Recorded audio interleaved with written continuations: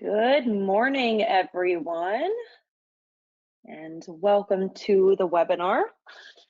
My name is Jess Larkin, and I'm going to be talking about B2B versus B2B health insurance marketing today.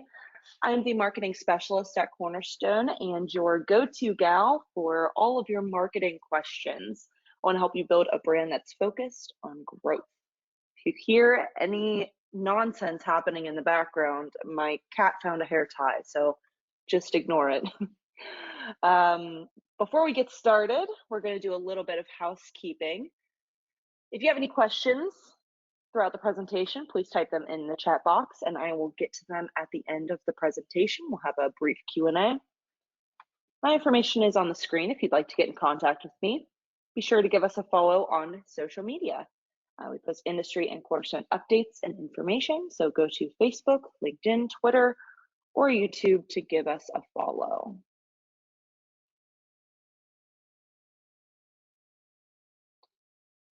All right, let's go ahead and get started. In the world of health insurance, there are a number of different audiences that you have to cater to. So families, self-employed clients, small business owners, corporations, individuals aging off their parents' plan, and more. Every client is different and requires different services and communications. This makes marketing a bit more complicated, especially if you work in both the individual and the group space simultaneously. As is expected, the marketing needs for B2B and B2C differ pretty greatly. And while some audiences may respond well to social media and advertising, for example, others may not interact with that content at all. It's important to build a client profile for your prospects and decide how best to engage with that client. So first, let's talk about the differences between B2B and B2C audiences and the marketing plans that would work best for each of those to send out your message most efficiently. And we're going to start with B2B, which is business to business marketing. This just means that you're targeting your sales to other businesses. Of course, in the world of health insurance, we're basically speaking specifically about marketing employee benefits. When you're prospecting within the realm of employee benefits, your goal is to reach out to the decision makers, so the C-suite level employees, human resources representatives, owners, etc., with the goal of creating strong long-term relationships. You aren't just selling them health insurance for 1 year, you're selling the relationship that you have with their business so that they continue to renew through you year over year. In employee benefits, your audience will likely be more nuanced because you're selling a quite niche product, especially if you're only selling to small group or only selling to large group. This makes lead generation pretty difficult. Creating a detailed client profile in this case is helpful for narrowing down the network of prospects that you can cater your message to. So for instance, if you want to focus on only small group employers, you'll want to make sure your message is tailored more to the busy small business owner rather than a corporation with a full HR department that can handle all the benefits and compliance mostly in-house. This means the message changes to focusing on efficiency and cost savings rather than just the product itself. An additional challenge with B2B sales in the health insurance industry is the decision-making process, which is often far lengthier and more competitive than B2C sales. It's important to note that your prospects may have a base level understanding of the product knowledge, and that's going to lead to stronger negotiations and higher expectations for your service. They might already know what they're looking for and when it comes to providing benefits to their employees. As an agent in this field, you want to offer reliable service that the client can count on, and you want to establish yourself as an authority in the industry. The bottom line is that your clients want to rely on you to take care of their health insurance so they can focus on their business. So they want to know that you know what you're doing. So you want to think of yourself as an extension of your client's business, an unspoken employee. They want to see ROI, they want to see efficiency and expertise, just like they would from an employee in-house.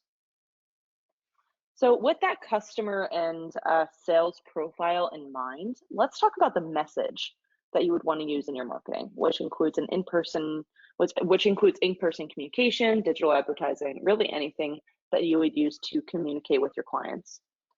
What can you offer to your prospective B2B clients that the competition may not be able to offer?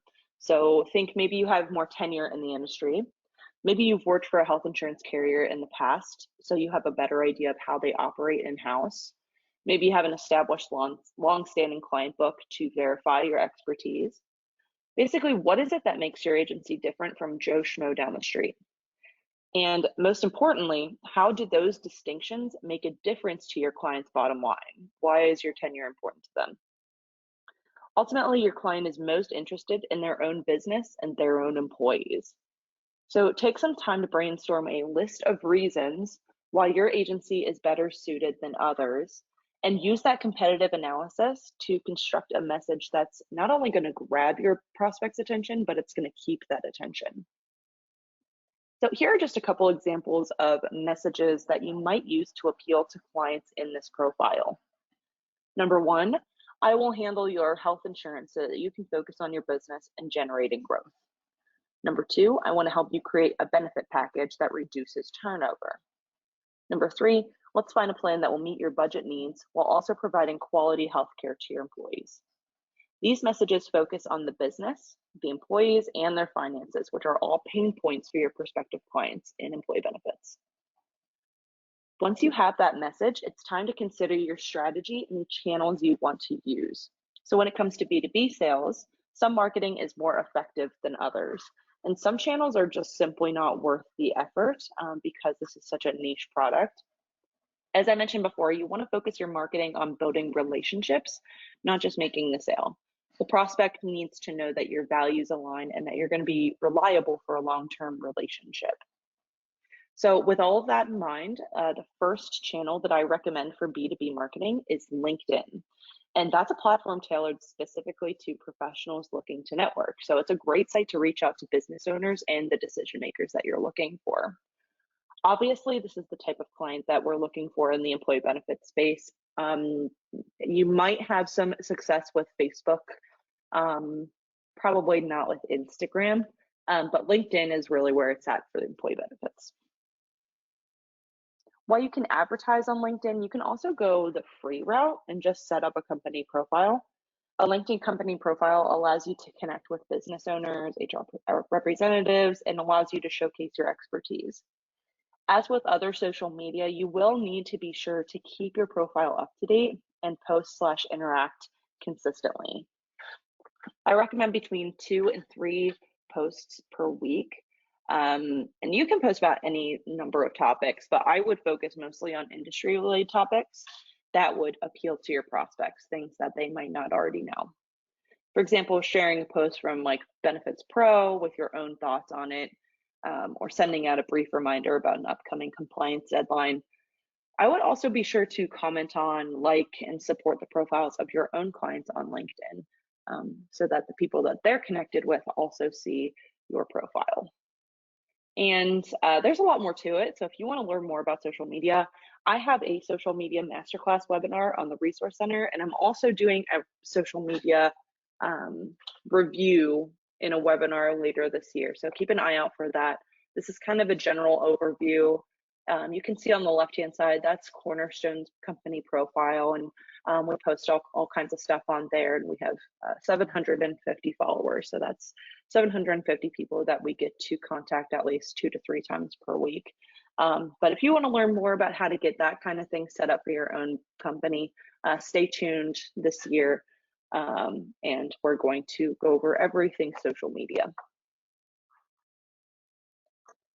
Within that same vein, consider more content marketing when it comes to reaching your B2B prospects. So LinkedIn is a great channel to release your own written or video content, but you can also partner with websites and magazines to host your content on their platform, which is going to help you reach a wider audience. What this means is that a larger brand, let's say Cincinnati Business Courier, for example, is going to allow you to create native content on their site. Native content acts like a normal post, but it's actually sponsored. You might see this if you go to like Cincinnati.com and you see posts that say sponsored above them. That's what we're talking about, is native content that makes sense for their site, but just happens to be sponsored. This gives you the opportunity to showcase your expertise while also including your contact information and linking to your website/social media, which means a wider audience who is going to intentionally come to the site for information that you can offer. So your name is going to be associated with those expertise. Webinars are also a great channel to establish yourself as an expert in the industry. Platforms like GoToWebinar, which is the platform that you're using right now to listen to this webinar, or Zoom are great for managing a webinar series that you can promote on social media, you can promote it on your website, or other digital advertising channels like if you do Google Ads. If you want to start a webinar series, I would recommend inviting your current clients and your prospects and recording at least once per month. And here's a pro tip. Be sure to upload your recordings to a YouTube channel so that you can use the links in other marketing and so that your content has a chance of being seen by others. Most platforms like Zoom or GoToWebinar offer the recordings after the webinar has completed, which is, what we do. We put them on the resource center and then we can link them elsewhere. Of course, the challenge with each of these channels is the need for engaging content. In our data-driven world, content is king, and the right content can reach a large audience. However, you do have to play by the rules a bit. So here are some ideas that you can use for content creation on the employee benefits side. And this is, if you want to create a video. This is if you want to write sponsored native content on a website. This is the kind of information that would be interesting for prospects to read. So the first idea, develop a case study based on a recent positive client interaction. So what was your client's pain points and how did you help them find a solution that worked for their business? Another idea is to go back to basics with fundamental employee benefits content. So you can write a LinkedIn post on MeWas or compliance deadlines that your clients need to be aware of throughout the year, especially for those clients who may be totally unfamiliar with employee benefits and managing their company's health insurance. Expertise like that can be a lifeline. And the third idea is just to collaborate with an expert in an adjacent industry for a webinar. So for example, you could partner with a retirement expert or somebody in the property and casualty space. This is a win-win strategy because you're both prospecting and you're leveraging the power of an expert's existing client base for your own prospecting. Lastly, for the employee benefits side, you might want to consider an onboarding packet, which is something that I've talked about. A well-defined onboarding process should answer the client's questions before they are asked. So you can provide them with a simple educational resource material to help them better understand their health insurance. And I actually provided a template on the Cornerstone Marketing Hub, which is a part of the Resource Center. So if you go online and you register for the Resource Center, if you already have a registration, you already have access to the Marketing Hub. And there are templates like this that you can use where you just insert your own logos, websites, and agency information that you can use. So I've put together an onboarding kit for your needs if this is something that you're interested in. Your onboarding packet can be in a nicely branded folder. So you can print this kind of stuff out and then just put it in a nice folder, or you can just send it as a downloadable PDF via email. These packets are supposed to be well branded, comprehensive, and above all, very, very helpful. You don't want to include any extraneous information that they don't need to know, and you don't want too little information that they throw the welcome packet in the trash when they get home. Now let's flip over to the direct to consumer side of the house, which is B2C, business to consumer. And this is very interesting because of the customer profile, which is far more vast and less nuanced than the employee benefit client profile. With B2C, we're looking at individuals who require health insurance, but are most concerned about the cost and quality of the product, not necessarily their relationship with their agent, although I would say that's still very important and should definitely not be discounted. B2C marketing is a bit like a puzzle. I'm sure you agree if you work in the individual space. What plans can I offer that fit a specific budget and allow certain doctors and are in effect for the correct amount of time, all while trying to make a very quick decision at a certain time of year namely open enrollment. The decision-making process is far quicker and more abbreviated than if you were trying to establish a long-term relationship with a business owner. Additionally, it's important to understand that many clients within the individual and even the Medicare space may not have any working knowledge of the intricacies of health insurance. So you want to avoid using any complicated jargon or going too far in the weeds. I see this all the time. Sometimes you kind of forget where you're at and you end up giving giving a little more information than you really need to. It's important to put yourself in the shoes of your client because they're not going to have any idea what they're doing, and they're going to be overwhelmed by all of the confusing terms because the world of health insurance is just at a baseline very confusing and complicated. And they really just need somebody to hold their hand as they decide. That understanding is going to make you a critical lifeline for your clients who will rely on you to walk them through the process. So with that in mind, what is the message for B2C? So here are some tailor-made messages that you can use with your clientele that will hit on their pain points and draw their attention. The first message: I can help you find a budget-friendly plan that you and your family can rely on. Health insurance is confusing, and I want to help you sort through the noise. And becoming an empowered consumer and take advantage of your health insurance plan. These messages are very simple. They speak to the average customer, and they allow you to hit on all of their pain points. So what about communicating that message? As with B2B, social media is a great way to reach a wider audience and engage your current clients. However, with B2C, LinkedIn is not really the channel you want to use. Instead, you want to consider platforms like Facebook, Instagram, Twitter, etc., which are more focused on individuals rather than on professionals. I would be a little wary of Twitter just because of all the drama going on with it right now, and there's not a whole lot of ROI on Twitter at this moment. So you can take it or leave it. If anything, I would get started on Facebook. Many of the same rules apply that I talked about before, so posting between 2 and 3 times per week, and liking and sharing posts from other profiles, sharing your content, etc. Again, I will have a webinar coming up on social media and getting a little bit more into the weeds there. But I did include an example of a Facebook page. This is for Charity Water that they have put together with a ton of followers, and they do a great job. So if you want to sort of emulate a well-performing Facebook page, I highly recommend Charity Water. In addition, the same need for content marketing in B2B is necessary in B2C.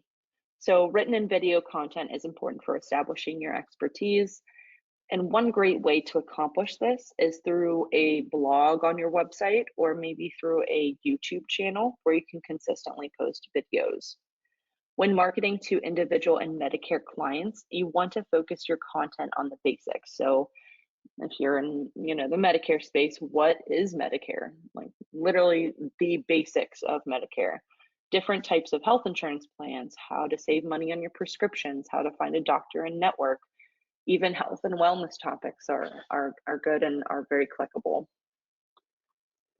And let's not forget the power of digital advertising. I've gotten many questions about Google Ads over the years, and yes, they can be a great way to reach a larger consumer audience online, especially if you co-brand your ads with a carrier. Co-branding your ads allows you to kind of piggyback on the carrier's brand recognition, which from the client's perspective makes you more reliable. So if you did a co-branded ad with Anthem, for example, the client will recognize the Anthem brand, and you would be more of a trustworthy source because of that. And many carriers like Anthem like to offer a basic package of pre-designed templates that you can use for co-branded Google Ads so that you don't have to do any of that work. I will say, when it comes to Google Ads, they are complicated and they require a lot of reviewing. They require a lot of trial and error. There's a decent amount of financials that goes into it. So it can be difficult, but it is helpful, and it does actually work. If that's something that you want to learn more about, I'm not sure how many people would actually be interested in doing Google Ads, but if that's something you want to learn more about this year, I can do a webinar on actually setting up your Google Ads and making it so that they're successful. So leave a comment in the chat if that's something that you'd be interested in, or in the survey following this webinar, and I'll think about putting it on the webinar deck, because that's something I get questions about all the time. All right, now we're going to talk about strategies that work for both B2B and B2C, regardless of the audience that you're talking to. So this is going to work for everybody. This is all stuff that you should all be doing anyway. We're going to go through these pretty quickly. First is branding. I've talked about this over and over. No matter who you're marketing to, you want to make sure that you have a consistent brand. This means you want a decent logo and you want a decent color palette. You want to use consistent fonts and messaging, and you want your brand personality to shine through your communications. Second, a website. I know I must sound like a broken record at this point, but a website is essential in 2023. If you don't already have a website, now is the time to get started. In fact, don't even worry about all the other recommendations that I've made in this webinar until you have your site put together and launched. Your website should also be well constructed nowadays, and one page with a brief bio probably isn't going to cut the cheddar anymore.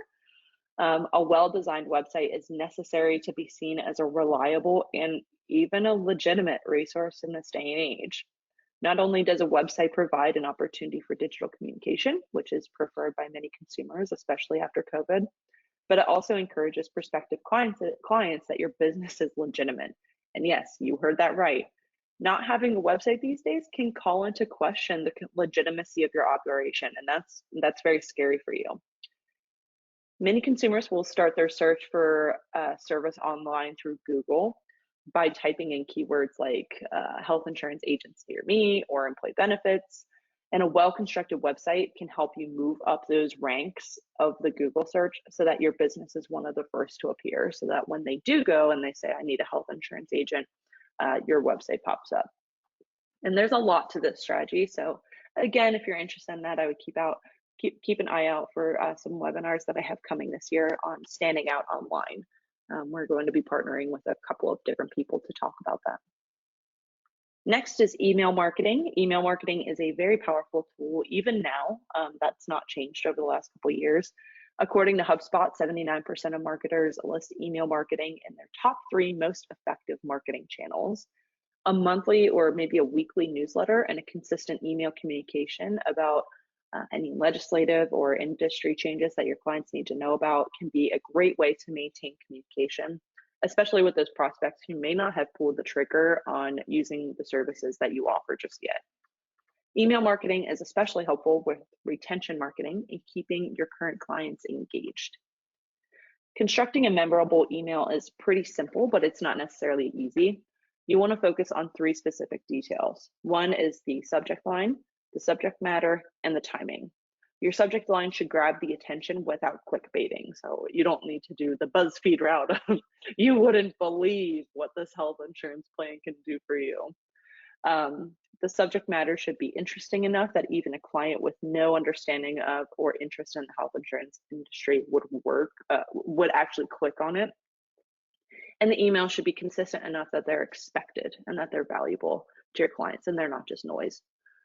I often get questions about creating distribution lists also for your email marketing.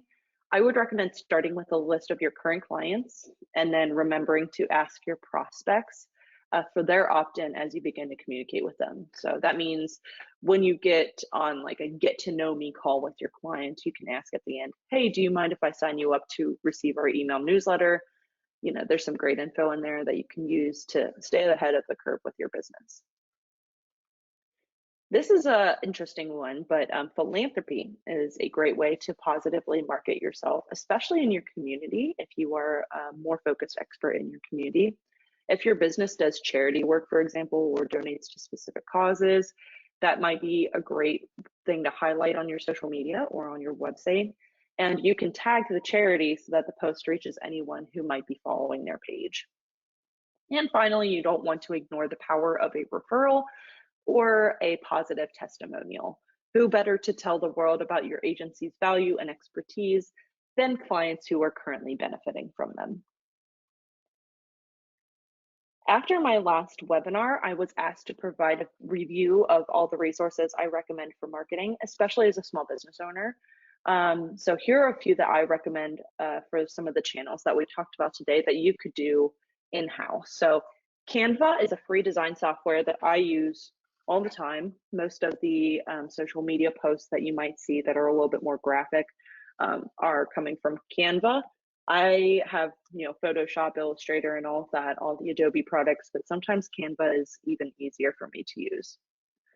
Second is Buffer Social Media Scheduling and Analytics. That's at www.buffer.com. This is only $5 a month, and it allows you to schedule your posts in advance. So once a week, I use a different system, but once a week on Mondays, I will go through and I will schedule all of my social media posts for the week. So all I have to do is keep an eye on it throughout the week. iContact email marketing, which is at iContact.com.